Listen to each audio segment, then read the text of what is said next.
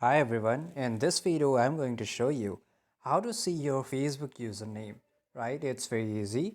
First of all, you have to just go to your Play Store. Once you are into your Play Store, make sure you update your Facebook, right? So once your Facebook is updated, you can see if you find this option update in the place of open, update your Facebook right now. Once it get updated, just go to your open, right? You can open from anywhere. Once it get open, you have to go to your profile. So just click on top right side corner. Once you click here, you will see here your name. So just click your profile to see your profile. Once you do it, it's very easy to change. Here in the three dots which is on the right side corner, just click over there, and here in the bottom, if you go and see in the bottom, you will see the profile link.